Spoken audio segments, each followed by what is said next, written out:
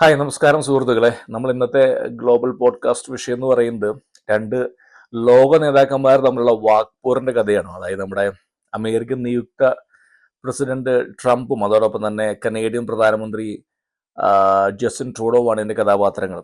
ഇവർ തമ്മിലുള്ള ഈ തർക്കം അല്ലെങ്കിൽ ഈ വാക്പോര് പെട്ടെന്ന് തുടങ്ങിയ സംഭവമൊന്നുമല്ല.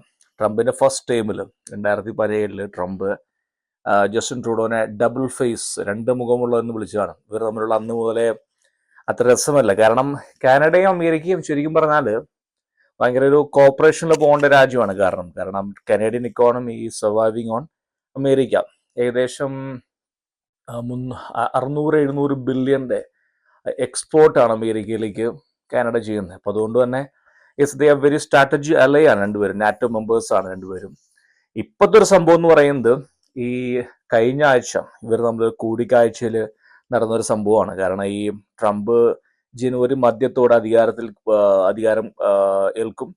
അപ്പോൾ ട്രംപ് അതിന് മുമ്പ് തന്നെ ട്രംപിന്റെ പോളിസിയെ പറ്റി ഏകദേശം ധാരണകൾ കൊടുത്തു കഴിഞ്ഞു എല്ലാവർക്കും. സ്പെസിഫിക്കലി അമേരിക്കയുമായി ബന്ധപ്പെട്ട രാജ്യങ്ങൾക്ക്, അതായത് മെക്സിക്കോ, ചൈന, പിന്നെ Canada.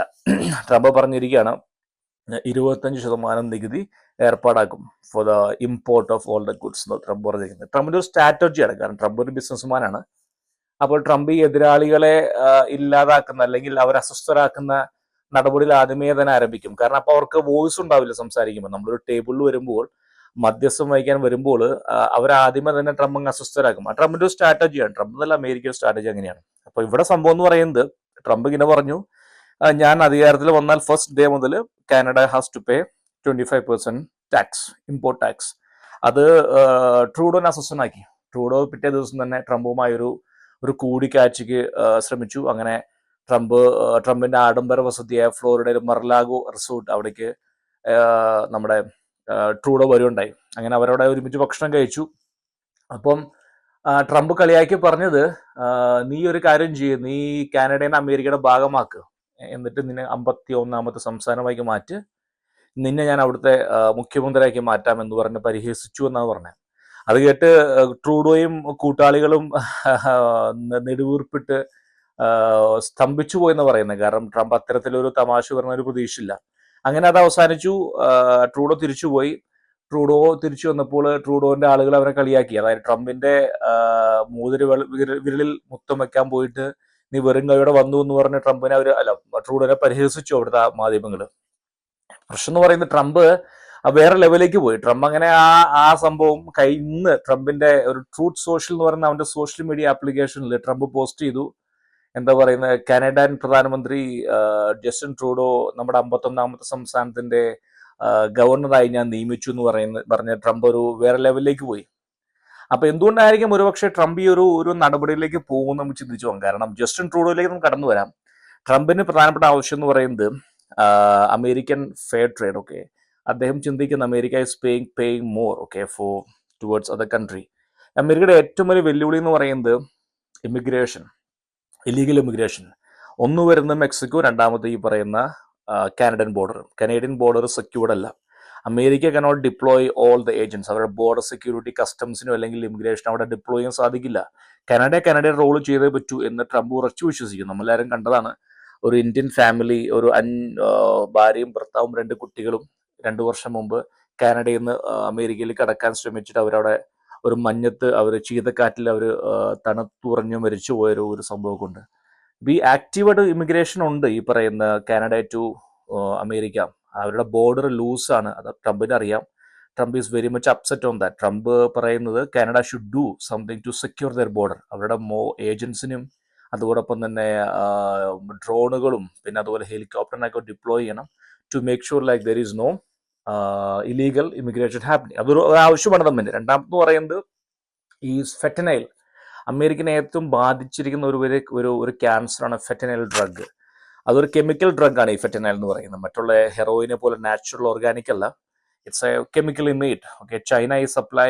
China raw material supply ചെയ്യാണ്. ഫാക്ടറീസ് ഉണ്ട് മെക്സിക്കോയിൽ, കൺഫേം ഫാക്ടറീസ് ഉണ്ട്. അവിടെ ഇരുന്ന് അവർ ഫാക്ടറീസ് നിന്ന് ഉണ്ടാക്കിയിട്ട് they are importing to US. കാരണം 8 സെക്കൻഡ് മുതൽ 10 സെക്കൻഡാണ് ഒരു വണ്ടി ഇവിടെ ഡ്രൈവ് ത്രൂ ഇമിഗ്രേഷൻ ആണ്. 10 സെക്കൻഡാണ് ഒരു ഓഫീസർക്ക് ഒരു വണ്ടിയും പാസ്പോർട്ടും സ്കാൻ ചെയ്യാൻ പറ്റുന്നുള്ളൂ. കാരണം ലക്ഷക്കണക്കിന് വണ്ടികളാണ് വരുന്നത് ഈ കനേഡിയൻ ബോർഡറിനും പിന്നെ ഈ മെക്സിക്കോ ബോർഡറിലൊക്കെ. അപ്പോൾ ഫെറ്റനൈലും ഇല്ലീഗൽ ഇമിഗ്രേഷനും ട്രംപിന് വലിയൊരു വെല്ലുവിളിയാണ്.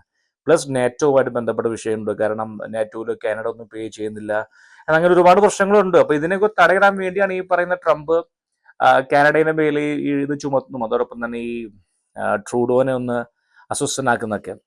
ട്രൂഡോ എന്ന് പറഞ്ഞാൽ അദ്ദേഹത്തിന് ജനപ്രീതി ഇടിഞ്ഞിരിക്കുകയാണ്. കാരണം എത്രയോ ഒരു കഴിവ് കെട്ടവനും അതോടൊപ്പം തന്നെ ഇത്രയും ഒരു യൂസ്ലെസ് എന്ന് ഒരു ഒറ്റ വാക്കിൽ പറയാം.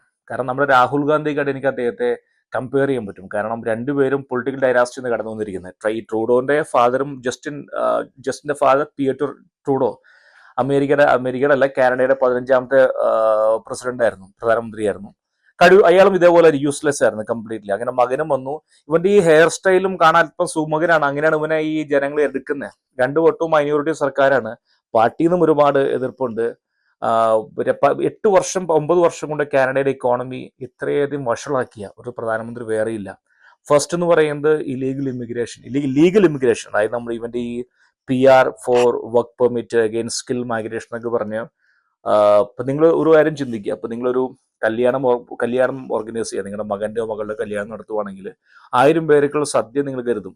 ആ 1000 പേർക്കുള്ള സദ്യക്കൊപ്പം തന്നെ ഒരു 100 പേർക്കുള്ള താമസം നിങ്ങൾ കരുതും, അല്ലെങ്കിൽ ഒരു 200 പേർക്കുള്ള വണ്ടി സൗകര്യം കരുതും. അതായത് ഈ ലക്ഷക്കണക്കിന് 2.2 മില്യൺ ആളുകളെ കാനഡയിലേക്ക് വിളിച്ചു വരുത്തിയിട്ട് താമസിക്കാൻ സ്ഥലമില്ല. പല മലയാളികളും താമസിക്കുന്നത് ഈ പറയുന്ന വീടുകളുടെ ബേസ്മെന്റ് ആണ്, അതായത് ഭൂമിയുടെ അടിയിൽ വാടക കൊടുത്തിട്ട്. കൊടുക്കുന്ന ശമ്പളത്തിന് 2000-3000 അതായത് കിട്ടുന്ന ശമ്പളത്തിന്റെ നല്ലൊരു ശതമാനം പോകുന്നത് ഈ പറയുന്ന വാടകയ്ക്ക് മാത്രമാണ്. പിന്നെ സ്കിൽ ജോലിയില്ല, അതായത് ഫാർമസിസ്റ്റ് പഠിച്ചവരും ഡോക്ടർമാരും എഞ്ചിനീയർമാരൊക്കെ വന്നിട്ട് ഊബർ ഓടിക്കലും. പിന്നെ അത് ബേസിക്കൽ എന്ന് പറയുന്നത് അദ്ദേഹത്തിന് വിഷനില്ല. അതായത് എന്താ പറയുന്ന ഒരു വട്ടം ആളുകൾ വന്നാൽ നമ്മൾ എങ്ങനെ ജോലി കൊടുക്കും, അവർക്ക് പാർപ്പണം കൊടുക്കും ചിന്തിക്കാനുള്ള അത്രയും ഒരു കോമൺ സെൻസ് ഇല്ലാത്തൊരു നേതാവ്. ഇതാണ് ഞാൻ പറയുന്നത്. അതായത് നമുക്ക് ചിന്തിക്കുന്ന ഒരു കാര്യമാണ് സുഹൃത്തുക്കളെ. അതായത് കഴിവില്ലാത്ത ഒരു നേതാവിന്റെ കയ്യിൽ അധികാരം കൊടുത്താൽ ഇങ്ങനെ ഇരിക്കും ഏറ്റവും നല്ല എക്സാമ്പിളാണ്. നമ്മളൊക്കെ ഒരു അക്കാര്യത്തിലേക്ക് നമ്മൾ നമിക്കണം നമ്മുടെ പ്രധാനമന്ത്രി. കാരണം അദ്ദേഹം വർഷങ്ങളോളം ഗുജറാത്തിനെ ഭരിച്ച് ഗുജറാത്തിനുള്ള സംസ്ഥാനത്തെ മുന്നോട്ട് കൊണ്ടുവന്ന് അതേ ആശയമാണ് നരേന്ദ്രമോദിജി ഇന്ത്യയിൽ നടപ്പിലാക്കുന്നത്. ഇന്ത്യക്ക് കാരണം 10 വർഷം കൊണ്ട് ഇന്ത്യയിൽ വന്ന മാറ്റങ്ങൾ സംഭവിക്കുക. ഇന്ത്യയിൽ വന്ന ട്രാൻസ്പോർട്ടേഷൻ പിന്നെ ഡിജിറ്റൽ മേഖലയ്ക്ക് ഇന്ത്യയിലേക്ക് ഒരുപാട് മാറ്റം വരാനുള്ള കാരണം അദ്ദേഹം 15 വർഷം ഗുജറാത്തിനെ ഭരിച്ചൊരു വ്യക്തിയാണ്. പിന്നെ രണ്ടാമത് പറയുന്നത് അവന്റെ പോളിസിയിൽ ഏറ്റവും കൂടുതൽ ഇന്റർനാഷണൽ ഫെയിൽ പോളിസിയാണ്. കാരണം അദ്ദേഹം ഈ ഇന്ത്യയിലും ചൈനയിലൊക്കെ വരുമ്പോൾ അവിടുത്തെ ഒരു പാലിക്കേണ്ട മിനിമം മര്യാദ അറിഞ്ഞുകൂടാ. അങ്ങനെ അവിടെ ഫെയിൽഡ് ആയിപ്പോയില്ല. ഇമിഗ്രേഷൻ ഫെയിൽഡായി, അവിടെ ജോബ് ക്രിയേറ്റ് ചെയ്യാൻ സാധിച്ചില്ല. പിന്നെ ഫെയിൽഡ് ആയിട്ടുള്ള ഇന്റർനാഷണൽ പോളിസി. കാനഡയുടെ അവസ്ഥ വളരെ പരിതാപകരമാണ്. കാരണം ഈ കാനഡയുടെ മദ്യം, അതായത് അവരുടെ ഒരു നാഷണൽ വിസ്കിയാണ് ക്രൗൺ റോയൽ എന്ന് പറയുന്ന സാധനം. ഈ സാധനം ഏറ്റവും കൂടുതൽ ഇതിൽ ചീപ്പായിട്ട് അമേരിക്കയിൽ കിട്ടുന്നത്. എന്റെ സുഹൃത്തുക്കളൊക്കെ അവിടെ നിന്ന് വരുന്നവരൊക്കെ എന്റെ കടയിൽ നിന്നാണ് ഈ സാധനം വാങ്ങിച്ചോണ്ട് പോകുന്നത്, ക്രൗൺ റോയൽ. ഞാൻ അവരോട് ചോദിക്കും, നിങ്ങൾ എന്തിനാ ക്രൗൺ റോയൽ എവിടുന്ന് വാങ്ങുന്നു? അവർ പറഞ്ഞു ഇവിടെയാണ് ചീപ്പ്. ചിന്തിച്ചു നോക്കണം, നമ്മൾ ഇങ്ങോട്ട് ഇമ്പോർട്ട് ചെയ്യുന്നു, ആ സാധനം അവർ ഇവിടുന്ന് അങ്ങോട്ട് വാങ്ങിച്ചുകൊണ്ട് പോകണം. അത്രയും ടാക്സ് ആണ് അവിടെ. അപ്പൊ കാനഡയിൽ വരുന്നവരൊക്കെ ചിന്തിച്ചു നോക്കണം. അതായത് നിങ്ങൾ അവർ വിളിക്കുന്നത് നിങ്ങളെ ബെനിഫിറ്റിന് വേണ്ടിയല്ല, അവരുടെ പെൻഷൻ സ്കീമിലേക്ക് ഇൻവെസ്റ്റ് ചെയ്യാൻ ഒരു യുവാക്കളെ വേണം, വർക്ക് ചെയ്യാൻ പറ്റുന്ന യുവാക്കൾ വേണം. അപ്പൊ നമ്മുടെ വിഷയം എന്ന് പറയുന്നത് ഈ ട്രംപും ഇദ്ദേഹവും ബന്ധപ്പെട്ട വിഷയങ്ങളാണ്. ഇനി വരും തോറിൽ എന്തൊക്കെ പറയും നമുക്കൊന്നും പറയാൻ പറ്റില്ല. കാരണം ട്രംപ് ഒരു വാവിട്ട വാക്കാണ്, എന്തും സംഭവിക്കും, എന്തും പറയുന്ന ഒരു വ്യക്തിയാണ് ട്രംപ്. ഈ പറയുന്ന താരിഫ് പ്രയോഗിച്ചു കഴിഞ്ഞാൽ ലോകരാജ്യങ്ങളുടെ എന്താ പറയുന്നത് ലോക സാമ്പത്തിക വ്യവസ്ഥയ്ക്ക് ഒരുപാട് മാറ്റം വരും. കാരണം അമേരിക്കയിൽ പോലും പണപ്പെരുപ്പം കൂടും. അദ്ദേഹം അതിലേക്ക് പോകില്ലായിരിക്കും.